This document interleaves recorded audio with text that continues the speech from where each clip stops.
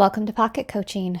I'm Dr. Kate, and today I want to talk to you about the three choices we have when we find ourselves in a negative mood or negative mindset or managing a negative emotion.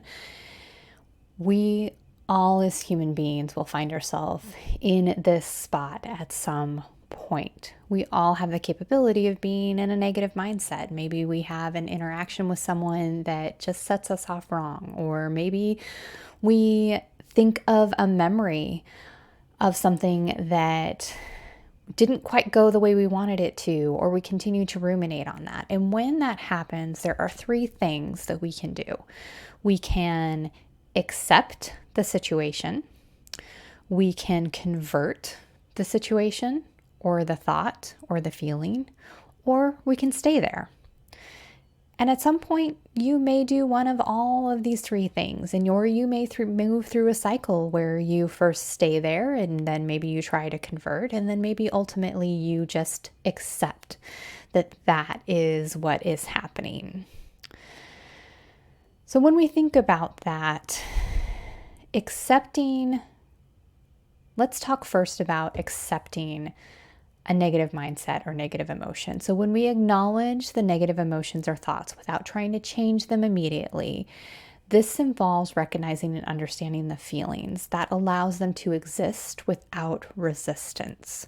Now, this can help us in reducing the intensity of those negative emotions by removing the additional layer of stress that comes from resisting or denying them. Acceptance can create space for self-compassion and eventual change.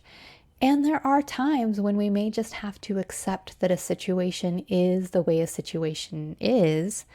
And what we can then do is convert how we react to it and how it impacts our day or the story we continue to tell ourselves about that situation.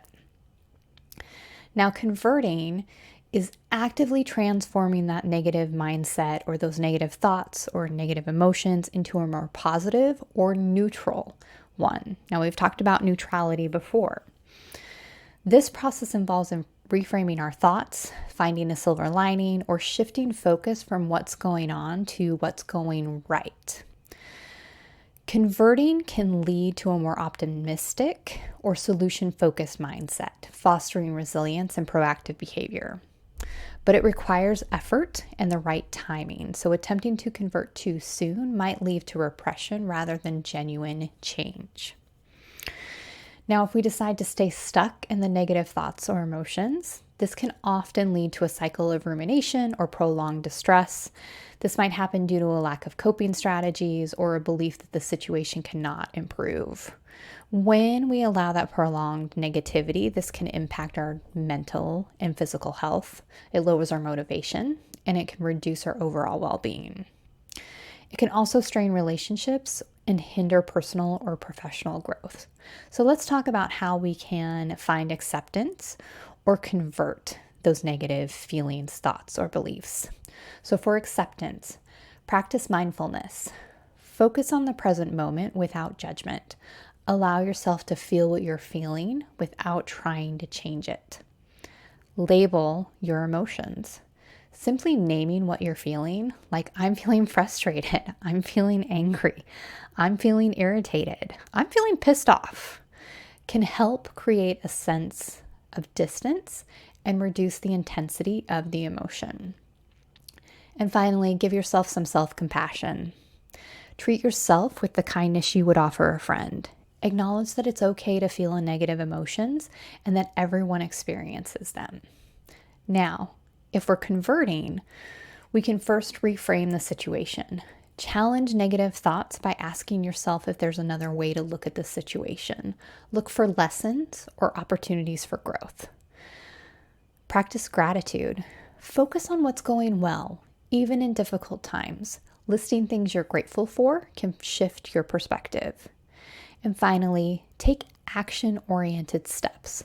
If possible, identify and take small actions to improve the situation. This can empower you to help you turn negativity into motivation for change. So both acceptance and converting are valuable tools. The key is to assess the situation and decide which approach feels most supportive to you in that moment. I look forward to joining you for our recovery moment this week. And as always, be well.